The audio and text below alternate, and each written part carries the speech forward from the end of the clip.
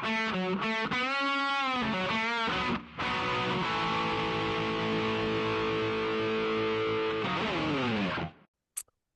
to the OFX podcast. I'm Dave Claxton, along with me, as always, and I'm going to dramatic pause this one. All right, you ready? Okay. The ultimate untamed usurper of ultras, Bethany McChesney. That was a long one. We've been saving that for today. That's good. Yeah, we needed a good one because We I did didn't, we something didn't, yeah, different. very ultra. So just go at it, Beth. Tell me all about the ultra because I've been waiting. I specifically haven't talked to you this week, like since you did it. Oh yeah.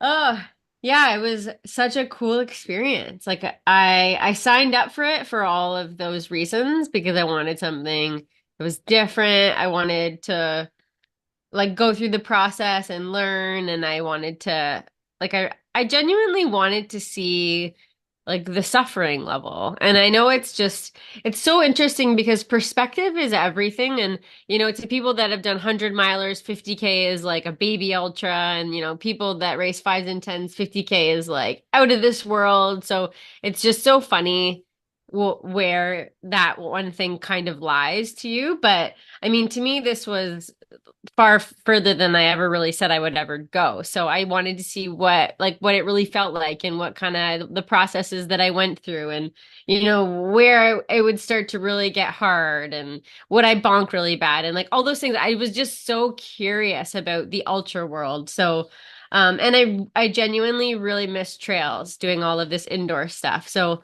um I've never run trails in the dark with a headlamp, and we started before Really? the sun came up. No. Oh, wow. No, I've never, I don't, I'm trying to think. I run in the dark, like I've run in the middle of the night for some races that were like 24-hour relays and stuff, but like the trails, like technical trails in the dark with a headlamp is scary. Hmm.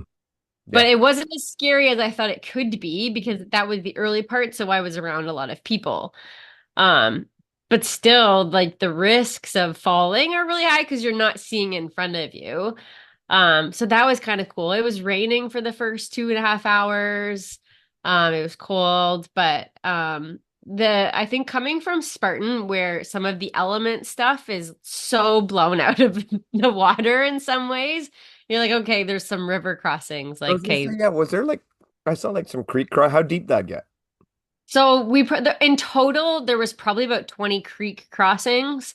But at the end, because this race traditionally you do cross the Maitland River, but because we have been pummeled with rain here for the last week, basically the river was really high and really aggressive. But right near the end, we did dip down into a ditch that was part of the overflow of the river, and it was like waist deep. And again, you jump in and you don't really know how deep it's gonna be.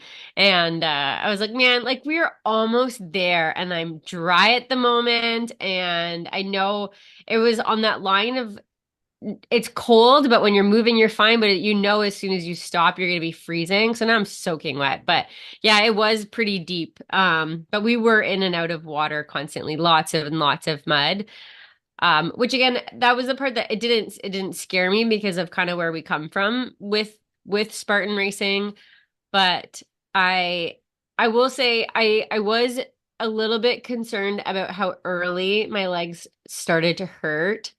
And it's not like I haven't put in the work and I've done long days and 4 hour long runs sometimes on trails, but I did push it a little bit early, but again, this is all uncharted territory for me. So I don't know. So there was also part of me that was like, I'm gonna kind of go for broke in a way. So if this is comfortable in the moment, I'm just gonna go because I don't know what I can do. But it was around, I remember 16, 17, 18K thinking, man, my legs hurt and this is way too early to be hurting. Not quite halfway. Not even halfway. So I was like, you know what? Whatever. I signed up to suffer. I'm gonna just embrace it.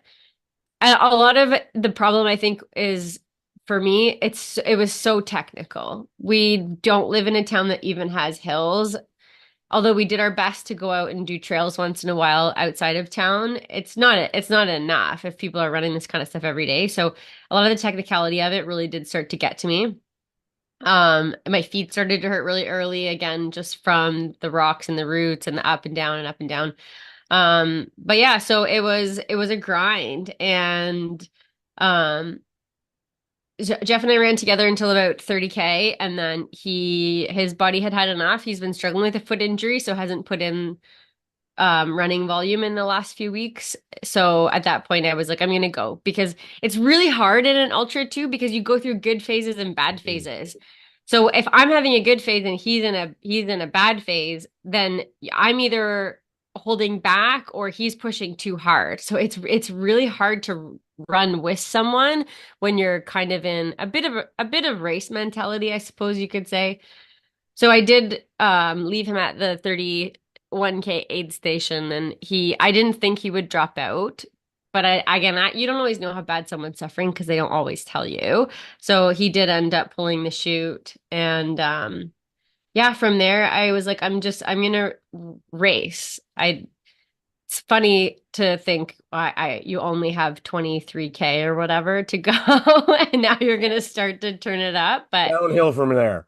yeah, yeah. It was just so interesting because I was like, I'm just gonna go and see if I blow up, I blow up. And my fueling was really, I spent a lot of time obsessing over how to do the fueling thing right. And I'm not saying I did it perfect, but I would follow blogs, and I did a lot of research, and I never bonked. So I do feel like I did do some things right for myself. I did do the beef jerky. So around 4 hours, the seizing was starting to really catch, like, and pretty bad. So I started eating salt tablets like candy and eating protein. And I did find that it staved off some of the muscle seizing, which was good. I was helpful. Yeah, I'm glad that we talked about that, because I'm not sure if I would have thought about bringing like really specific protein. I also do find that I bonk really easily on just straight glucose, because I don't know if it's age or whatever, but I don't stabilize my blood sugars very well. So it also helped to kind of level things out from, I mean, we're taking in really fast uptake glucose. So you feel really good, but you can plummet really fast and hard. And the protein helped to stabilize that a little bit. So I did find that super helpful, although it's really hard to swallow beef jerky. Oh yeah. Oh man, Almost want it to, was you'd almost want homemade gagging. stuff because it's a little less tough. Almost what? But like homemade stuff because it's a little less tough. Oh, I don't know. And everything, yeah, homemade. Oh, Rye makes homemade beef jerky. It's awesome. I don't know. A lot of things make me gag. I have a pretty rough gag reflex, so I'd have to be careful about textures and stuff too. Um, yeah, and I pushed the last 4 or 5K pretty good, and same thing. I was just like, we're just gonna see how much we can handle here. So, but I will say there were moments where I was like, is this harder than labor? I'm like, it might be harder than labor. I was in so much pain, to be honest. My feet Was it were, longer than labor? no, and that's the only thing that maybe it didn't win out. But I was like, I've done really hard things for a really long time. So you're like, I know I can handle this. And I tried to really focus on keeping a really good headspace about myself too, because I know that that's really everything. Because as soon as that goes, you're done. And I just kept reminding myself that, this, as soon as you're done, all of this really awful pain goes away. And you don't want to have regrets about not pushing through it. And I really did just want to see how much I could really lean into that suffering, because this is, again, so new to me, in that I've never run this far. And in Spartan races, although again, races can take that long, you're not covering the same amount of distance. So the output isn't the same. Um, so yeah, I just really wanted to see if my body could handle it. And yeah, I kept a good headspace about it. So I think that really did help, but it was hard. It was really hard. I was trying to decide also in it if it was maybe the hardest thing I've ever done, because we've done a lot of hard things and it could have been like Mhm. it was everything in me like like some of the pain in my feet was getting pretty bad. They were really swollen after. I was a little bit worried about my Achilles, but it seems to be okay. Walking obviously was really difficult. All I wanted to do was take my shoes off because my feet they swelled up so bad. Um, Well, that's one thing about not it being not so much a loop one, because on a loop one you can get a second pair of shoes, a bigger pair of shoes, and throw those on a multi-loop course. yeah, so I was thinking about that too and how much less all of the things that you have to think about when it's a point to point Yeah. that with because even or like oh am I going to get too hot in this you can't really change your mind when you're doing a point to point like you're kind of wearing what you're wearing so I did stop to loosen my shoes 3 times because sometimes I felt like the laces in my shoes were trying to strangle my All toes right. off like later. Um, yeah, my goal was to run 6 hours and 30 minutes, and I ran 6 hours and 30 minutes, 34 minutes. So That's pretty good. I did guesstimate my abilities pretty good if everything went pretty well. So I can't complain and it is true that the memory of the pain goes away pretty quickly. Because even now I'm like, it wasn't that bad. But in the moment, I was like, I could never do this. I will never do this again. And then very quickly that goes away to like the hardest thing I've ever done. And then you're like, I'm totally doing it again. Yeah, well, you got to do it again because we've already got more names. No, yeah. Well, So, and so there was 5 of us from my gym that went and two so Jeff included and my friends they didn't finish and for very good reasons. It does take also like some courage to drop out because there are times when it's not worth it. And when it's injury level stuff, um or you're going to be walking for 20K and there actually the time cutoff was pretty stringent and you're not going to keep going if you're not going to time cut off and so they did drop out so I mean they're going back 100%. I don't blame them. I could never leave something like that unfinished either. So but yeah I, my curiosity still about the sport is very high and again when you finish 50 you're like how could anybody ever do 100. It's kind of like when you do your first Spartan and it's a sprint and you're like, how could anybody ever do a beast? Like that blows your mind. and then next year, Yeah, and then you're doing a trifecta. But everything you do when you kind of lean into the next thing, it throws your perspective out of the water of what was hard to you before. And then, yeah, you just kind of keep going. And then people fascinate me though, and this is something that I find really interesting about the ultra world. And I know you know what I'm talking about too. And the trail world is there are people that are good at ultras and ultras too with trail running because I think that that's its own skill. That if you lined everybody up, you couldn't pick from a lineup who is the best ultra runner or who is especially ultra trail running. You well, couldn't. no, because it's so much up here.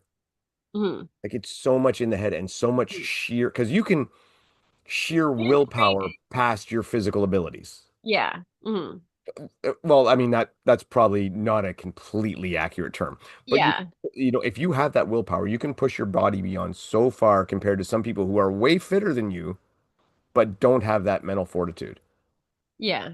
And it, And I think there's a durability factor that's different in yeah, ultras when you kind of line up for, let's say, like an elite 5K, yeah, if some of these people that ran by me at 45K, if we were racing a 5K, just based on it would be a very, very different. You could tell that, this person is probably not going to be faster than this person. yeah.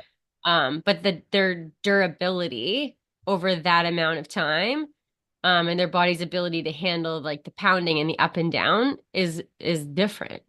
I believe And some people can build that, but other people are just naturally gifted with that. Like I think everybody has their own natural gifts they can build on, and some Mhm. people have that natural gift of that durability, that Yeah, pain tolerance. Because like you said, pain tolerance is a huge thing to get you through ultra. Your just ability to absorb and to take pain. yeah. So yeah, you're exactly right. You can't. There's no eye test for ultra. No, there's really not. There was there was a lady. So I was 12th. So within the group of women that were kind of, in and around me and back and forth a little bit, there were some women that kind of blew my mind. And there was this one lady, everyone is for most everybody's super friendly. Also the trail running community is so lovely. I'd get passed by a girl and she'd be like, "Oh, sorry, sorry." Like, and I'm like, "Hey," like, and then I pass her later and I'm like, "Oh, sorry, I'm just gonna get by." You're like, we're racing. Not that it matters, at the end of the day, Yeah. but I know they want to beat me because I also kind of want to beat them. But there was this one lady who she did not speak English because I heard her saying something to someone that she was running with, and I think she was like Eastern European. And if you told me she was 60, I would have believed you. But and again, the eye test Yep. did not equate. And we had a bit of a back and forth, but like she was not happy when I would pass her. And if saw me coming up to her, all of a sudden she would surge and she would be like angry about it and like mumbling something in Russian and it just and but again, if you told me she was 60, I'd be like, yep. And she is just crushing this thing. And again, so unassuming and but in her own right, such a phenomenal athlete. And people like that just they're so impressive to me. Like what she did. And and some guys too, where I'm like, you look like just your everyday guy at the office. Hmm. And you're out here just crushing a 50K on a Saturday. Like it's just so fascinating to me, the people that do ultras. You know the story of the farmer dude from Australia? No. Okay, so this is a very, and I may mess up some facts here, Mhm. but this is the basis of it. So Australia has this race. It's a multi-day ultra. Like I'm gonna say like 5 days, right? Or that whole thing takes. So like a 200 miler or Yeah, something. something along that lines. Yeah. So there's all the guys and they all show up and all this, and it's a pretty big deal. This dude shows up. He's a farmer. He's 61 Mhm. and he's wearing rubber boots. Oh, And they take off and he's like dead last. And they keep going and they keep going and he just keeps plodding along the whole time. The other people sleep. He does not sleep. He just keeps going and he ends up winning the thing outright because he did not stop the entire time running in his rubber boots. And they're like, "What the hell? How do you do this?" And he's like, "I have like this massive property that I herd my sheep for days across." And he just doesn't stop. So he knows how to go without. He didn't know you were allowed to sleep. So you can Google it and you'll get better details. But there's oh, video. that's so There's interesting. video of this dude running like Mhm. so. It's like it's not like this old legend. Yeah, he just didn't stop. And by the look of it, he barely ever broke a jog. Yeah, just kept going. Didn't stop. And that's what I mean when you said the eye test. Like people were laughing when this guy showed up at the start line. Yeah. In his rubber boots and his just built for it. Yeah. There was a guy that was around me and a little bit back and forth who he ran the whole thing with like a Gatorade water bottle in his hand. The one that like all the hockey teams have. And Oh that's yeah, all the he was classic. carrying was this Gatorade water bottle. Yeah, like the big, not a nice handheld, just No, him and no. his yeah, with the green one with the orange screw top that Yeah, every hockey classic. player has. Yeah, he ran the whole thing with that. Like 6.5 hours carrying his gate. That's it. That's all he had the whole time. What do we had in there? I'm sure there was electrolytes and glucose because I don't Pure salt water. yeah, just filled it up in the river probably. I don't know. Yeah. Yeah, people are just so fascinating. And there doesn't seem to be, as long as Ultra's been around, there doesn't seem to be any like proven template that this is what you have to do. It's so individualistic because it's just about what you can do to make your body make it. Yeah, it Right? is true. Because I reached out to old training partners, a lady I used to run with when I lived in Dubai, and she was training for Badwater, and she did Badwater a couple times, and she won her age group one year in like 2013. Her name was Kathy, and she ate avocado sandwiches the whole time. Nice. And I'm like, ew. But yeah, cheese, avocado, but they were like she couldn't do the processed sugar, which is really odd because a lot of ultra runners, you're kind of just you're eating processed sugar basically the whole time, but it didn't work for her. And that's kind of what she discovered worked best. And I mean, we have different things now than we did then. That was over 10 years ago, but again, you that's what worked for her. So I think that it is really just finding what's best for you. I'm sure we told you the story at some point about Riley. She did the virtual world's toughest mudder over COVID, and she Mhm. wanted to get 50 miles. And I was her pit crew. And at one point, she requested a salt and vinegar potato chip sandwich on white bread with mustard. I can see that. Absolutely, absolutely loved it. She's like, that's the best sandwich I've ever had. Yeah. So I can see you that. never know. You never. By the way, just so you know, we were talking the other day, a little off topic. We've been hanging out for what, like 6, 7 years? Yeah. How is it at no point we heard the blue Gatorade out of the woods story? 'Cause I'm kind of ashamed. So you chose to say it publicly. I'm like, whatever. I feel like I No, but I was maybe like, when we hung up that night, I said to her, "How have I never heard that story before?" because it's disgusting. Yes, you make it great. I don't know. And we've talked about that was I think it was at OCR Worlds. And we've talked about that race before. You I never. don't know. I'm just like I can't admit that I did that. I can't admit it. I thought it was very resourceful. Honestly, the girl behind me when I didn't die also thought it was very resourceful and asked for a sip. So Yeah, she did. that's fantastic. Um, so here's the question. So going into this, because this year you've had like a lot of changing transitions, right? You really kind of shifted gears. Yeah. Yeah. Where does this, what does this do? Does this point you in another direction? Does it point you back in a different direction? Does it make you say, "Oh my God, I want to go back on Spartan and do trails again"? Where does it point you? Yeah, that's it's hard to say because I I mean, I've never been good at focusing on one thing anyways. And I think falling into focusing on Deca and High Rocks was more just because I just found it so much easier to train for because of where I live and, For convenience. having the gym set up and then, setting goals with a race partner, like with Heather.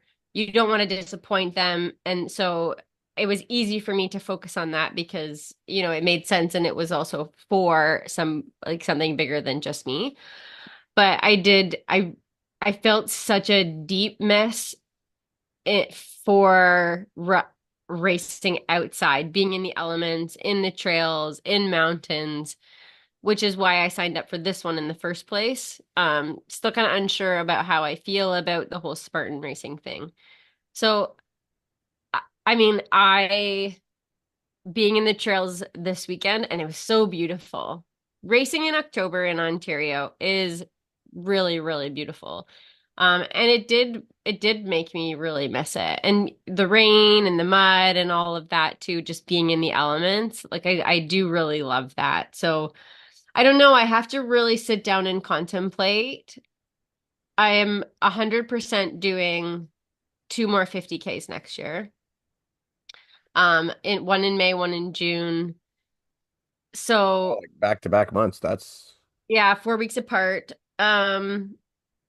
So I am gonna throw my hat in a little bit to see how this goes, but Spartan racing and obstacle course racing fall very easily in line yeah. with training for I mean, you just big do that and do some pull-ups.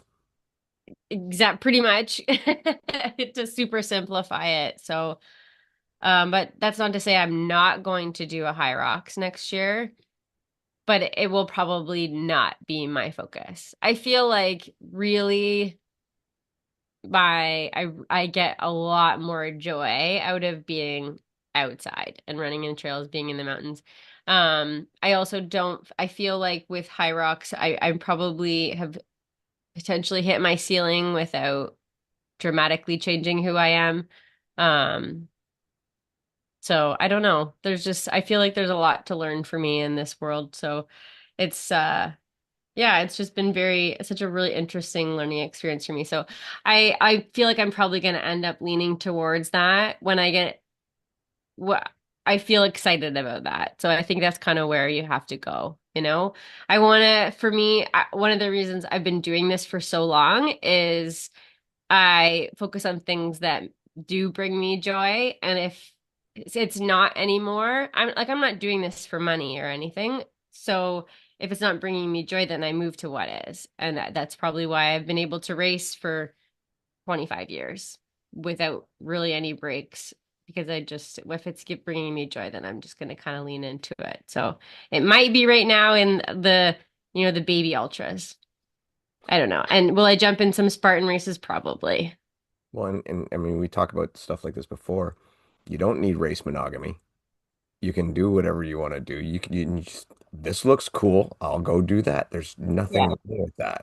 Well, and that's kind of the cool thing about the type of athletes that we are. Like saying you're a hybrid athlete means you could potentially jump into a lot of different things and do moderately okay. And that's kind of the cool part about it. I could, if someone was like, "Hey, the adventure races that we did Yeah. with Mason, I can jump on a bike and I can do okay. I can paddle, I can do okay. So that's kind of the fun part about it. And at this point in my life, that's really what it's about. So I'm waiting for you to go into like this Yancey Culp spiel about the amazing machine and the the human body, the machine. Yeah, that's right. That's right. Yeah, Yeah. that's cool. I think it's great. I'm always impressed and intrigued by the ultra thing. I did my one little fray into it, or I guess two, but and I liked it.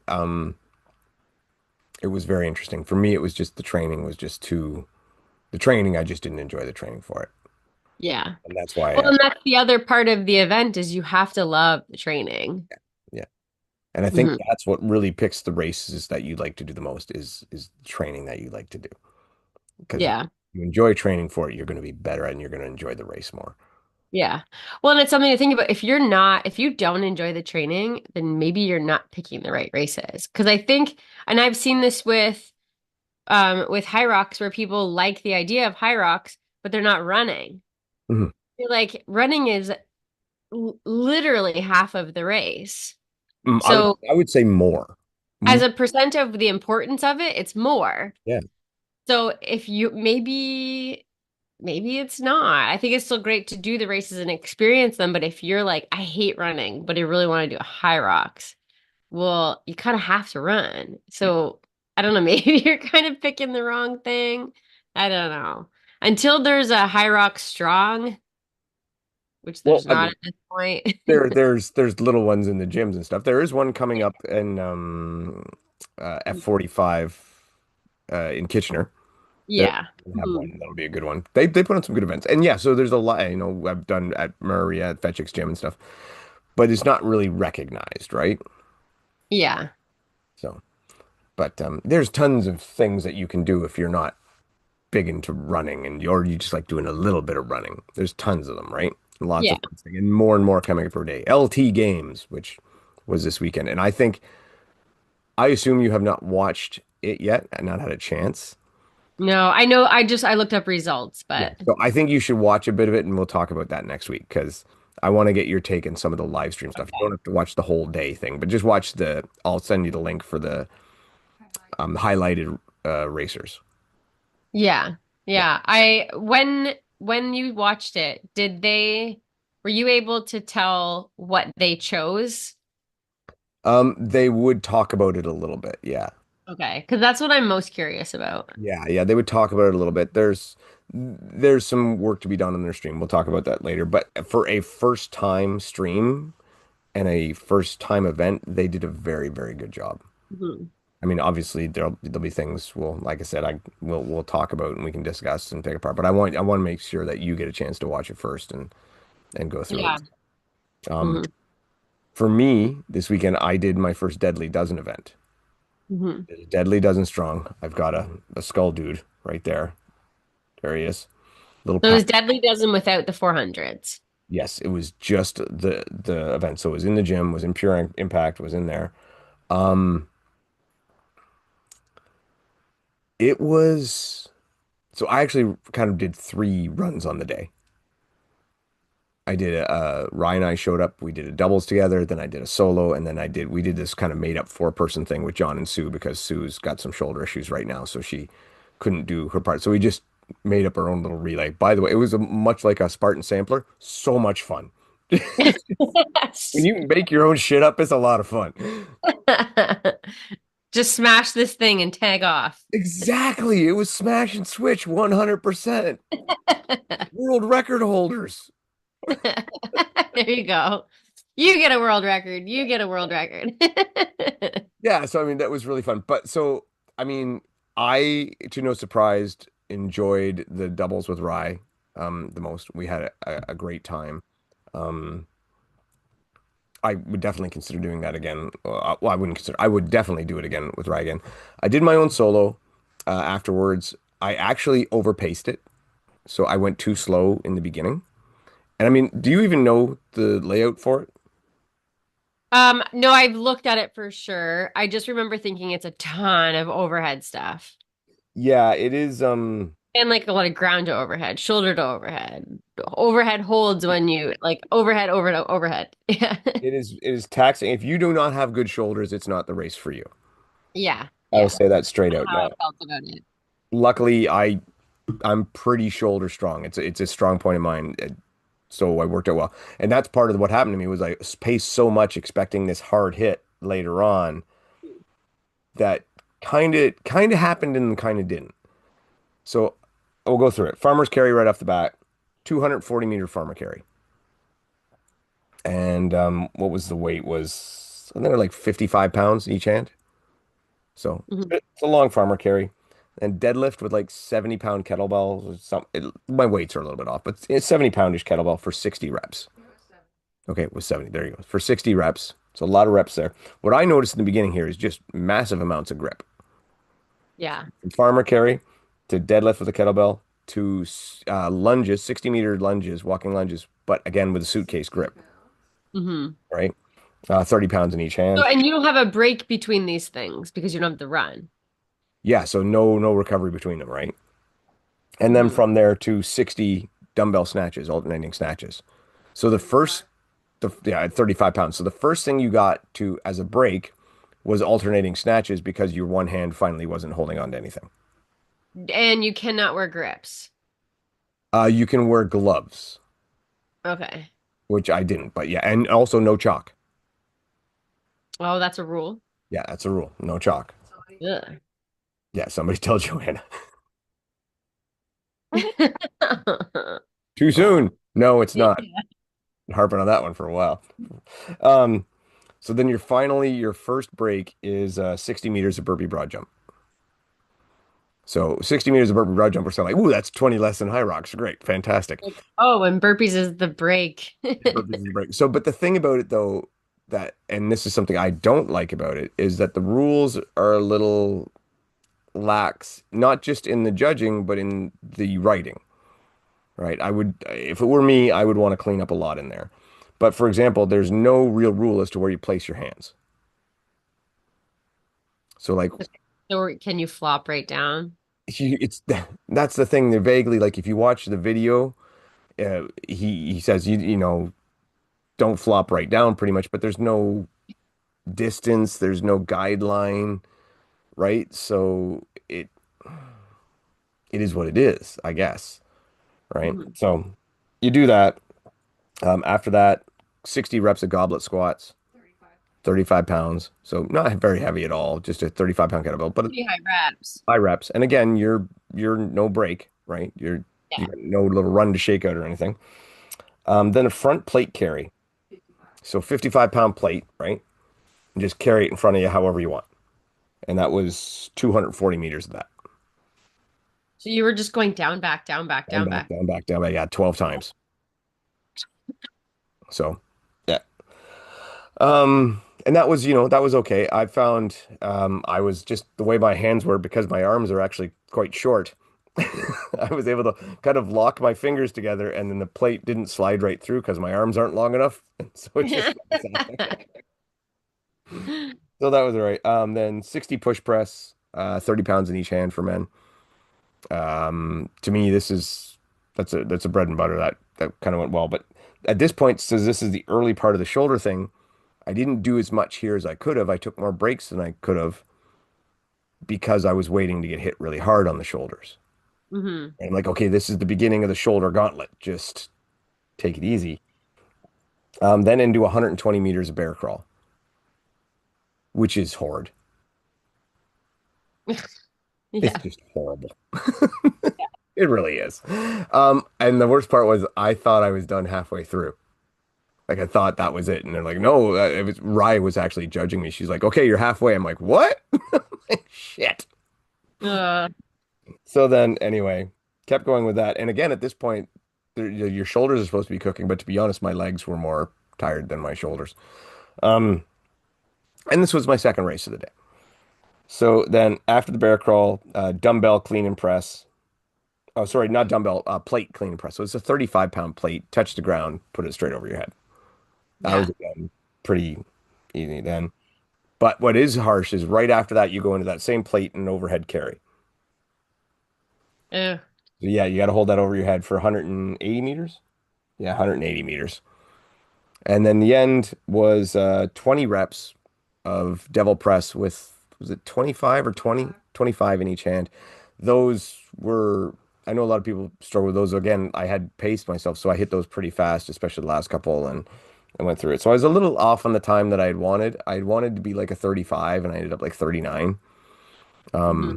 That still puts me in the top five for age, but I was like, I could have done better, I think. I definitely could have. I don't know if maybe I would have hit 35, but I think I could have hit a 37 or high 36 or something like that. But it was good. Like, and today I have some massive DOMs. Yeah. But again, just in the legs, right? Which tells me I really need to work on my muscular endurance in the legs. Yeah. Apparently my shoulders are really good. But so did that, and then like I said, we did the fun one with John and Sue, and just it literally sprint, stop, and it was a blast. It was more ride. Hmm. Um, but value, okay, dollar value for our doubles, $50. Each? No, total, $50. Yeah. I'm like, that's really good. I think the solo was 45. Hmm. Again, That's like, about what I think it should be for like a 30-minute workout. yeah, and I think so too. But so many things right now are not, Yeah. right? And I thought that that was really good dollar value. Um, and if you're looking for like an affordable thing that is worth it, it was really good. I could not, and I know I don't, I hate to say this right now, but I could never take it as a seriously as a competitive race because what I see for the judging standards around the world, and that needs to be cleaned up. I hope they do so because it Hmm. was a lot of fun and there's good chances for it. And the field event with the 400 meters of running in between, it's a cool concept. We've always Yeah. said that track idea is a great idea. Yeah. They need to clean it up. It's just Hmm. too sloppy. And I said it on Matt's podcast. This was actually the best officiated Deadly Dozen I've seen, and there was still work to be done there. Yeah. Was far and away of what I Well, I saw. mean, a lot of it depends on who's there. Yeah, And yeah, I mean, you're talking about place where you are and Raya is, yeah, and you can yeah. kind of hold people to a certain standard. Well, yeah, and So, there was a lot of people that we know that like Barry. He's in Niagara. He comes out Barry Wells. He goes to a lot of DECA stuff and does some. He's judged for us at DECA Fits, and he does a great job. He's good stern judge who knows his shit. There was a lot of them. So yeah, it was quality of judges, right? So yeah. that was good to see. So, but it was fun. It was a good time. and Yeah. it helped alleviate my FOMO for the LT games, which in hindsight I should have fucking went to Minnesota. Yeah. Yeah, it looked really cool. It does look really cool. I'm super curious to try it. I did put my clients through the Bit of a one sim, station. Hmm? bit of a sim. Not a full sim, just the one station that I was like, that is really hard. So I was Yeah, curious to go on. see the barbell shouldered overhead. How'd it go? Did you do it too? No, because I gave it to them like 3 days before my ultra. So I'm like, I'm not gonna hurt myself. You shoulders in the ultra. You've been fine. Um, no. No. So what they think? It was really hard. So I mean, my clients have a range. I do have people that come from the CrossFit background, and then, we have a big range of people and their type of abilities. So they I have a handful of people that come from CrossFit and they just ate that up Yeah, and they were fine. Like my fastest girls were like a 240 with the middleweight. Um, Most I would say though did not make the time cap. yeah, yeah. And that's just doing that one zone. And that's just the one station. And it's not, Ate it fast. I think it's like 5 or 6 in. It's number 8. Number 8, okay. So yeah, so you're talking not halfway through, and there's a station that could smash you. Yeah, And I had some people too that were like couldn't lift their arms for days after that one station. So that station to me is like a make or break. well, the dumbbell one later on, Chris Rogloski almost got time capped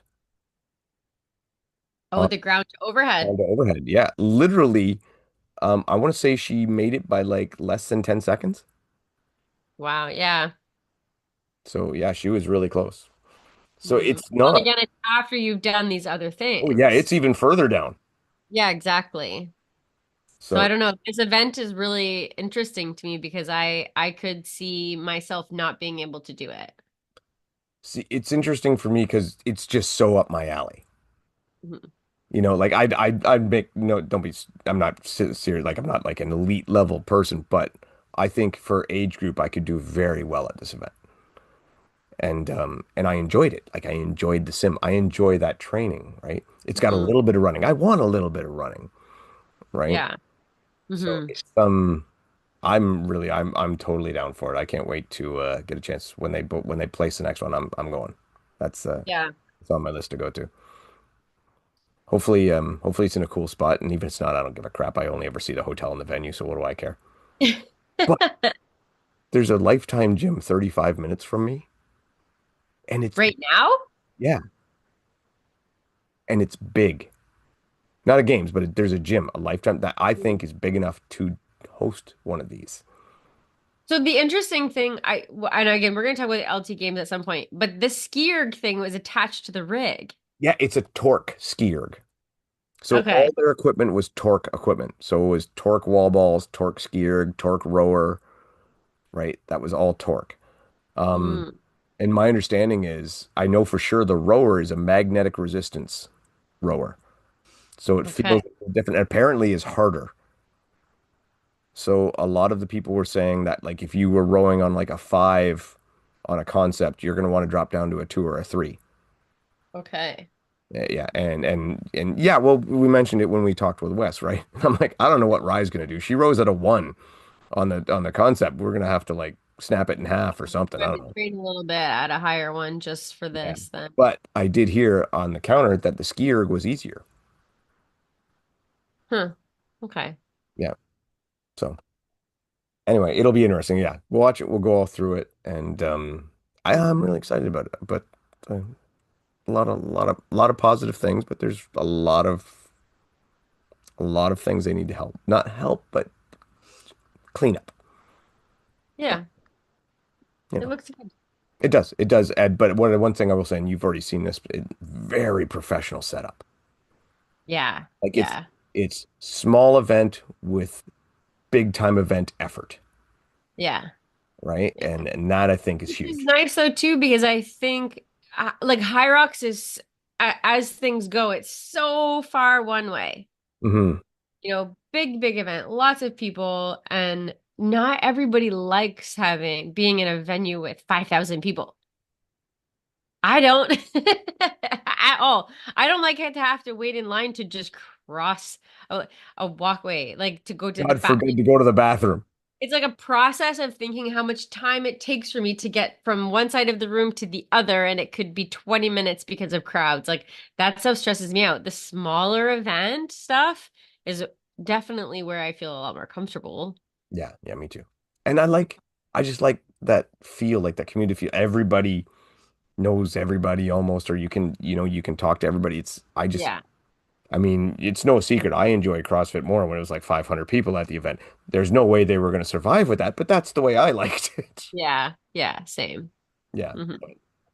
Anyway, um, yeah. So we'll go through that next week. We'll go through all that stuff and carry on. But I think we're good. Why don't you Yeah. take?